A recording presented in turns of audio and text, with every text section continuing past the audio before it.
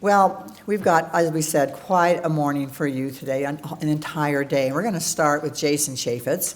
Jason is always first. In fact, when I called him and asked him to speak, he reminded me of when he speaks. So Jason, if you want to be first, you have to come up here. You know, we are just so grateful for Congressman Chaffetz. He has always been here to speak. I think one year he had to do a video, or yeah.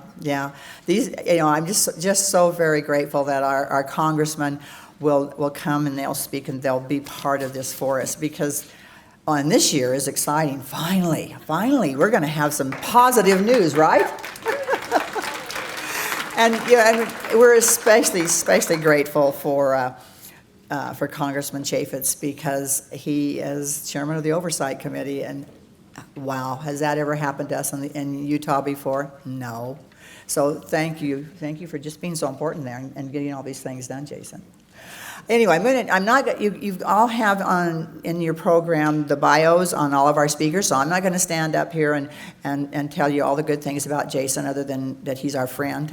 I appreciate him so much. And then we'll just have each of our congressmen speak in order that they're on the program, unless somebody is late, then I'll jump up and say something. But otherwise, you're not going to hear from me again until we are through hearing from our congressional delegation. I do just want to tell you one thing. Congressman Stewart called me a couple of days ago, and he's been given a new assignment that's taking him away for a little bit, and has to do some traveling and other things he's going to have to do. And his daughter is getting married in 3 weeks, and it turns out that today was the only day that he'll be back in town, and it's the only day that they can go to the temple with his daughter. So I said, okay. You let the family get in the way of our family conference. We need to be here to find out what we're supposed to be doing to put the family first. But I said, okay, if that's what you're going to do, that's what you're going to do. So he sent us a wonderful video, and we actually just really appreciate him for making all that effort. And he was very apologetic that he couldn't be here, because as he pointed out to me, he's always been here. So remember that with our good friend. So you'll just follow the program, and again, we just want to say how grateful we are for you. Thank you so much. Thank you very much. We got a timer right here. Oh, okay. I just mentioned that we do have a timer, and she'll start doing like this if you. Danny here? Danny's the timer. Well, good morning, and thank you so much for having me. I do appreciate it. And thanks to Gail and Dawn and everything that they do year in, year out for this organization. And you do wonderful work. And I know as the state legislature comes about and you get those young eaglets up there, up and down the halls of the state legislature, it's great to see. It's good to see more and more young people involved and engaged in the process and in the subject. And we need more of that. As I start here, I do want to recognize one person in the very back, standing back there. If she can wave. This is my campaign manager, Kelsey Berg. Kelsey hails from Heber, BYU graduate, and just a wonderful human being and wonderful family up there in Wasatch County, and thrilled to have her involved. You know, what I find along the way is that it's real people doing real things, and that the world is in many ways run by those people who participate, those who raise their hand. You know, in the United States of America, it's voluntary, and we're blessed with a system and a government and an inspired constitution that allows people to participate, to gather, to pray, to engage in their government, to petition their government. But I also know that it's so important that those people who care will actually get up out of bed on beautiful mornings and come and gather and share thoughts, and I need you to keep doing that. This is what it's all about, and it does make the world a difference, because so few people do raise their hands, but those that do make all the difference in the world. I'm very blessed to spend my days, day in and day out, serving the people of Utah's 3rd Congressional District and representing them in a place that is mired in a mess. I don't have to convince you or lay out the background, but I'm just telling you, I cannot wait till Friday, because Friday's going to be a whole new day. So I think we're off to a fairly good start. Republicans now have the House and Senate and the presidency, and they better darn well deliver. And so it starts with repealing Obamacare. I, along with the rest of our delegation, voted in favor. It's a very complicated process. If we all sat down and said, hey, let's do it this way, there is nobody but nobody that would come up with this way to do it.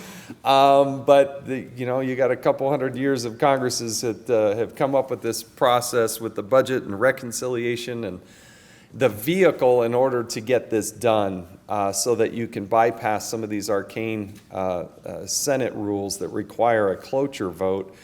That is getting to 60. And so the way to bypass that is to use the tool that, quite frankly, the Democrats used when they decided to get Obamacare. We're going to use that same tool to get rid of Obamacare. So we had that floor in the House.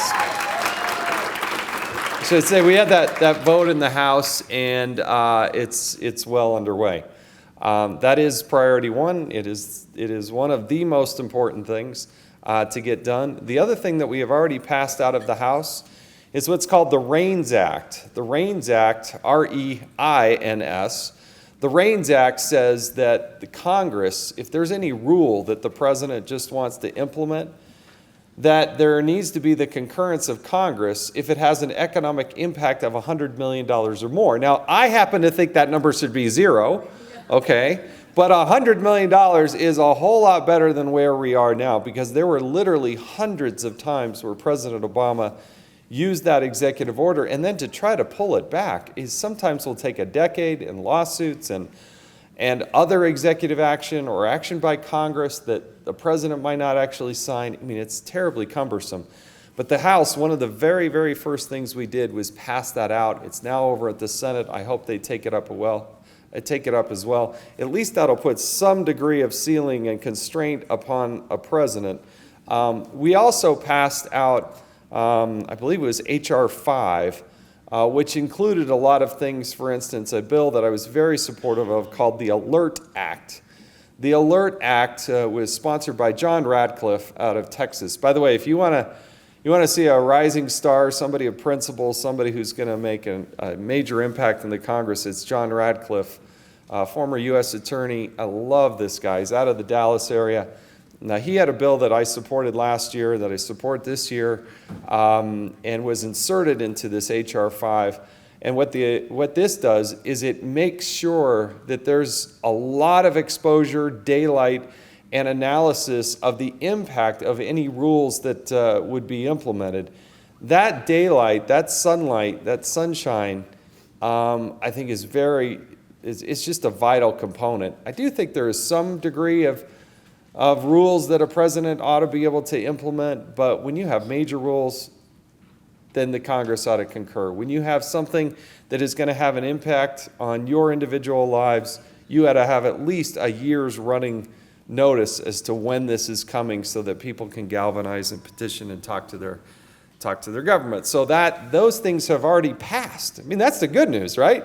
Here we are, we're in January 14th, and those are things that in the House of Representatives, even since we've been sworn on January 3rd, those things have already passed out of the House of Representatives. So I think we're off to a good start, but we got to keep that momentum. You can't get bogged down by this. There are several things that we need the government to also do. And probably at the very, very top of my list, certainly for Utah's 3rd Congressional District, in addition to the Obamacare and some of those big things that affects everybody, is getting rid of this monument that the president designated. That is one of the most arrogant and offensive things that I've seen a president do. I haven't been in Congress that long. I was elected same time as Barack Obama. But it's terribly arrogant, and in a place that he'll never go, he's never been, he'll never go. It's bigger than the size of Delaware, Rhode Island, and Washington, D.C. combined. It's twice the size of any national park that we already have in Utah. There are hundreds of acres in certain parts that you may make an argument about, But 1.35 million acres. I mean, this is just a drumbeat from these radical environmentalists who in boardrooms in San Francisco, and I'm not making this up, this is not an analogy, this is literally what happened in Bears Ears, a boardroom in San Francisco where these environmentalists get together and just try to put together a marketing campaign. And they leaned on the Native American population to use them as a marketing tool. They came up with Bears Ears to try to improve how appealing it might sound. And then they put together this campaign. And in retrospect, and the good work I think we did with Rob Bishop, trying to earnestly work something out and delay it as much as possible, quite frankly. And then they had planned to do this the whole time. I mean, this was not something that they came to the table earnestly to have a discussion about. And I view it as one of my biggest goals, and it's one of the most difficult things, quite frankly. I don't think it's ever been done before, so I've got a pretty high goal here to try to get it erased, repealed, taken away, dismantled. We were very fortunate to have somebody I've worked with in the House, Mike Pence, who came and visited with the House Republicans. Now, I got to tell you, having served for, I believe, 4 years with Mike Pence, this is a man of God. He is a man who believes in the power of prayer. He's a man who if my kids were here and they were young and I needed to leave for a weekend and I needed to trust somebody to take care of them and make good decisions, there's nobody better than Mike Pence and his wife. They are just absolutely rock solid people that I trust in every way, shape, or form. And that comes from experience. That's just not saying this rhetorically. I'm telling you, I've spent so much time with this person. That's just the way he is. And so after he had been, after he had become the vice president-elect, he came and visited with us. But the second time he came and visited with us, they put a little stand, a little microphone kind of right next to each other, and all the House Republicans were together. And it was what they call open mic, where members can come up, and you only get a minute. I mean, there's 230 plus of us now in the House that are on the Republican side of the aisle, so they can't, let you wax on for 10 minutes each. But I got up there, I think it was the third person up, and I thanked him. I said the country is going to be a better place because of your presence. We could not be more honored and blessed that you're taking on this important role. And then I gave him, even though I got a minute, I gave him about a minute and a half about Bears Ears and how it's really, really hard to look a fifth-generation farmer, a fifth-generation cattleman in the eye and tell them that just because the president stroked a pen, that they're going to lose what they had built through generations, that they are now going to be surrounded by a monument with these designations that's going to devastate their livelihood. They're going to have to break up that farm and sell off those cattle and have their family disperse across the country and do who knows what. And I think it was a very touching moment. I think he got it. I think he understood it. Out west, Utah, Nevada, others, we deal with these public lands issues. You start to go east of these Rocky Mountains, and they don't understand it. They don't get it. They don't have this problem because they have like less than 1% of their land is owned by the federal government. So I just pled with him that if it could be created with the stroke of the pen, it could be erased with the stroke of a pen. And I hope that they do that. We do have also in that realm somebody that I know quite well. Ryan Zinke is going to be the new Interior Secretary. And I'm so glad that it's not Secretary Jewell anymore. Ryan and I agree on a lot of things. There's some things in this public lands debate that he and I don't agree on. The transfer of public property to private property seems to be one of the foundations of this nation, from my vantage point. And he has some concerns about that. And I said, well, listen, let's stop acquiring things. The federal government spends about $170 million a year acquiring private property and making it public. That's just within the National Park Service. I think that's fundamentally flawed. And I also argued with him, and this is where he does have a great agreement, but it is our role in the Congress to get this through. The Bureau of Land Management and the Forest Service, they don't need their own police force. We need to get rid of that. We need to get rid of that. If you have a problem or a challenge, your recourse should be your sheriff. They're the ones that have resources. They're the ones that are locally elected. They're the ones that communities entrust. And it's actually the way they usually operate anyway. You have about one BLM police officer for every 1,000,000 acres of federal land. We're going to get rid of them. I'm doing everything I can to get rid of them. So, a couple other quick ones. I know I'm kind of running out of time here. Tax reform is also right at the top of the agenda. So tax reform is going to come. And I won't dive into that, but you know we have the highest corporate income tax in the world, and it needs to be addressed. And I think you're seeing like minds in the idea that if you lower taxes, you're going to get more business activity. You get more business activity, you actually have more jobs, and you make the country more productive. We actually have to build things and do things here. That means also reining in the EPA so that these regulations, that we can actually build things and manufacture things right here in the United States instead of sending them overseas. And I got to tell you, so far, President-elect Trump, pretty impressive in what he's been able to do to convince some of these corporations to stay right here in the United States. I'm pretty impressed he hasn't even taken the job yet. So probably not on your list of anything, but something that we're actually supposed to do in Congress. I have jurisdiction in my committee. Something you'll see me spending some time on is engaging in some postal reform. So most people don't realize this, but the post office, the appropriations from Congress, your taxpayer dollars, none of that goes to the post office.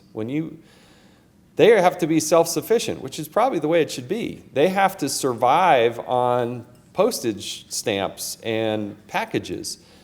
Unfortunately, they're running at a loss, and they have a statutory limit. I love that we have a limit of $15 billion. So, but they bump it up against it, and they've defaulted on the last 5 payments. So something has to give there. Now, of course, the Democrats just want to raise the prices, right? Essentially raise the tax or raise the rates of your postal products.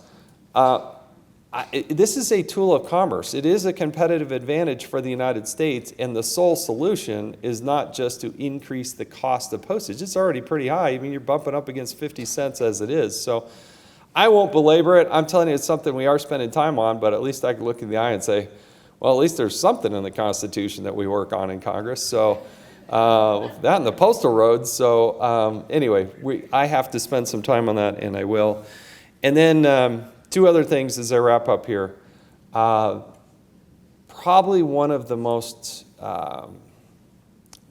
saddest situations, one of the most frustrating situations I see is that of the Veterans Administration. We have men and women who serve this country who, without question, go out around the world and to protect this nation. And they do so with honor and dignity, and they work hard, and some people engage in the fight they didn't ask for. You can debate whether or not we should even be there. I got a lot of those questions. But they do what their leaders ask them to do, and they come back and they're hurt or they're injured, or psychological challenges, or in the case of some people like Braxton McCoy out of Scipio, somebody who's had more than 50 surgeries. And then you have to try to deal with the VA. Now, we happen to have, I think, a better VA facility in Salt Lake than most. We got good, caring people and people that work hard up there. But we're also a big state. And if you're in Scipio, it isn't always the most convenient to get up to Salt Lake. In the case of Braxton McCoy, he needed to go up regularly, at least once a week, if not more often. But this is also, and he's talked about this, but could go no more than, say, an hour in the car before he needed to get to a restroom right away. That's a very difficult situation. And it seems to me that what we ought to be doing is giving these men and women the flexibility that they want. Give them give them what they've earned, not just give it away, but give them what they've earned so that they have access to medical care, and let them make their own choice. If they want to go to the VA facility, great. But if he wants to go to the hospital in Nephi or at Utah Valley Regional Medical Center, let him do that. Give him the flexibility and the choice to do that. So for those men and women who have served, who have family that have served, and future generations that are going to serve, God bless you. I had the privilege of traveling around the world and seeing these young men and women, and I can tell you, no matter where on the planet I go, I'll pull around the corner and somebody will come up at the beginning or end of a meeting or something, and they'll kind of whisper in my ear and they'll say, "I'm from Springville." And I think, okay, or I went to BYU. And it's just fascinating. I have not been a single place, I think, and met with groups of people. The last thing I got to do that was truly an honor is I told my wife, and I got the greatest family. I wouldn't be able to do this without my wife and kids that are so supportive. And I said, I really want to go spend a Thanksgiving with our troops who are out serving and away from their families. So I went to the Middle East, I went to Oman, I went to Bahrain, and then I went off the coast of Iran. And don't kid yourself, Iran wants death and destruction to the United States of America. And we have an aircraft carrier group out there, and the San Jacinto is a cruiser that is there to protect the carrier group. It's a pretty lethal weapon. Anyway, I was out on this ship, 385 of our sailors, and sure enough, there's a couple Utahns out there serving in the Arabian Gulf, away from their families, about 9 months at a time. Great young men serving their nation. And for those of you that have served, thank you. This nation is better because of it. And I thank you for you.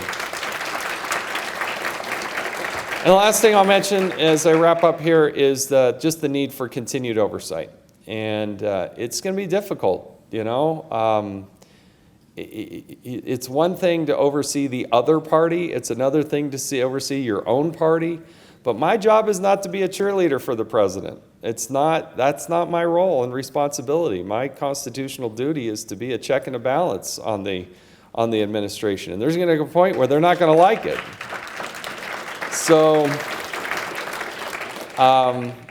it's a committee that was founded in 1814, and I take that responsibility very seriously. I can't tackle everything. We've got just over 60 people. The executive branch has over 2 million. So I can't investigate everything, but there are certain things that are very worthy of it, and I think you'll see still a robust agenda because we're still fighting the bureaucracy. Right? We're still fighting this entrenched bureaucracy who thinks they know better, these unelected, faceless bureaucrats. Last thing I'll tell you with that, so one of the first two bills that I introduced right away, one that says, states, don't look to the federal government to bail you out. You have got to fix your own pension systems and be self-sufficient. Utah's done that. But these other states, we're not bailing out California, Illinois, New York, Kansas, some of these that are irresponsible with their systems. We are not going to do that. Please, don't think that we're in the position to do that in any way, shape, or form. And so it was, I think, important to do that. I've got the stop up there, but anyway, there's lots that we can do, and there's still lots on the agenda. At the end of the day, despite all of our problems and challenges, the United States of America, it's still the greatest country on the face of the planet. It's an honor and a privilege to serve in this capacity, and I thank you for your participation and your vigilance. And again, I want to thank Gail and Dawn and the Eagle Forum and everything that you do. May God bless you, and may God bless the United States of America. Thank you very much.